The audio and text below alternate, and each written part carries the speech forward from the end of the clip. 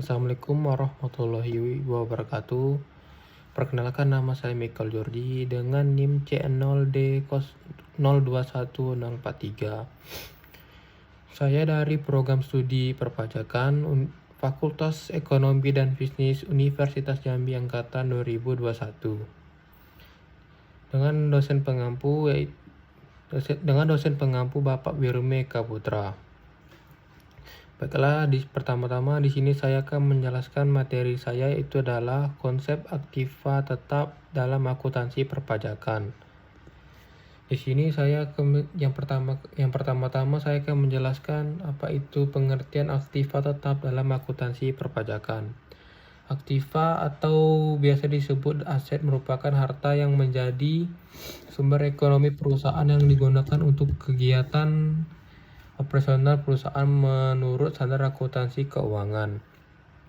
Dalam kerangka dasar penyusunan dan penyajian laporan keuangan, menurut Pernyataan Standar Akuntansi Keuangan PSAK nomor 16 paragraf kelima menyebutkan bahwa aktiva tetap adalah aktiva berwujud yang diperoleh dalam bentuk siap pakai atau dibangun lebih dahulu yang digunakan dalam operasi perusahaan.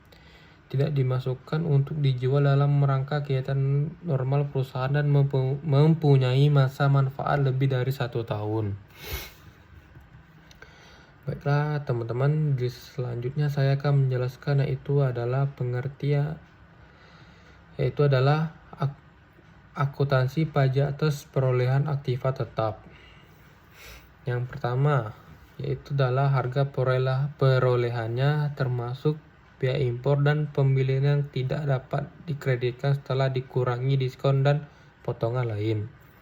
Yang kedua, setiap biaya yang dapat didistribusikan secara langsung untuk membawa aset ke lokasi dan kondisi yang diinginkan agar aset tersebut siap digunakan sesuai dengan intensi manajemen. Yang ketiga adalah estimasi awal biaya pembongkaran dan pemindahan aset tetap dan restorasi lokasi aset tetap. Kewajiban tersebut timbul ketika aset tetap diperoleh atau sebagai konsekuensi penggunaan aset tetap selama periode tertentu. Untuk tujuan lain, untuk memproduksi persediaan selama periode tersebut. Baiklah teman-teman, selanjutnya saya akan menjelaskan akuntansi pajak atas penyusutan aktiva tetap. Menurut IAI dalam PSAK 16 penyusutan adalah alokasi sistematis jumlah yang dapat disusutkan dari suatu aset selama umur manfaatnya. Menurut PSAK 16 tersebut, jumlah yang dapat disusutkan adalah jumlah tercatatnya atau baik mengikuti model biaya maupun model revaluasi, dikurangi dengan nilai residu aset yang bersangkutan. Menurut akuntansi, metode penyusutan yang dapat digunakan adalah sebagai berikut.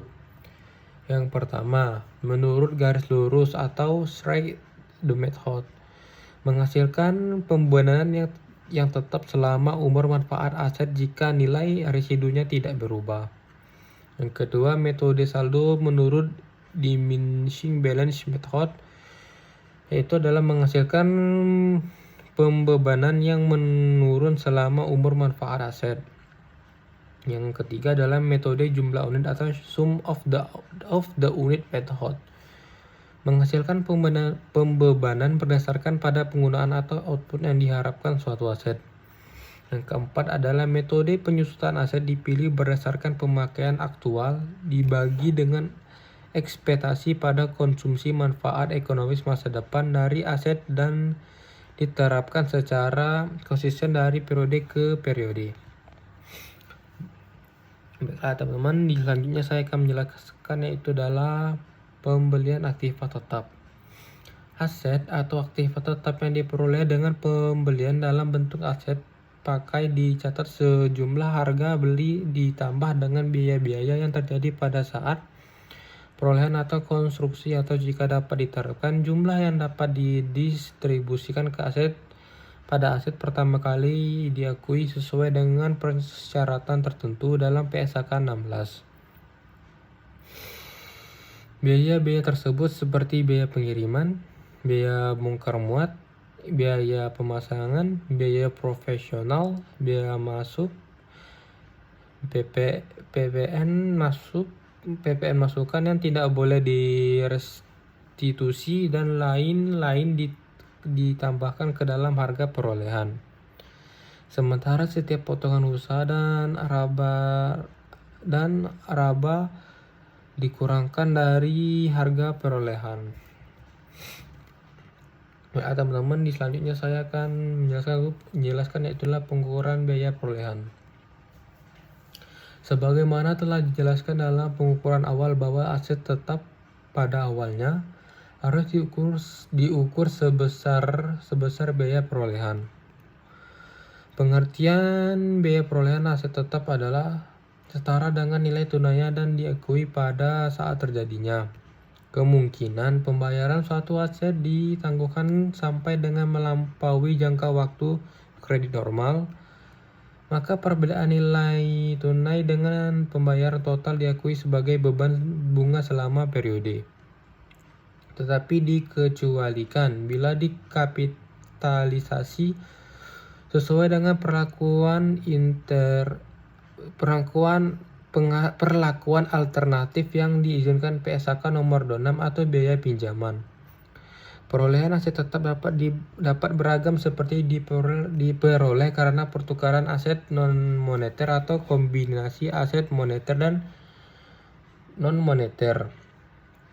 Biaya perolehan dari suatu aset dapat diukur dengan menggunakan nilai wajar, tetapi dikecualikan terhadap yang pertama, yaitu transaksi pertukaran dan tidak memiliki substansi komersial, atau yang kedua, nilai wajar dari suatu aset yang diterima dan diserahkan tidak dapat diukur secara andal. Baiklah teman-teman, itulah sekian presentasi dari saya. Jika saya ada salah kata, mohon dimaafkan. Saya tutup presentasi saya kali ini dengan mengucapkan wassalamualaikum warahmatullahi wabarakatuh.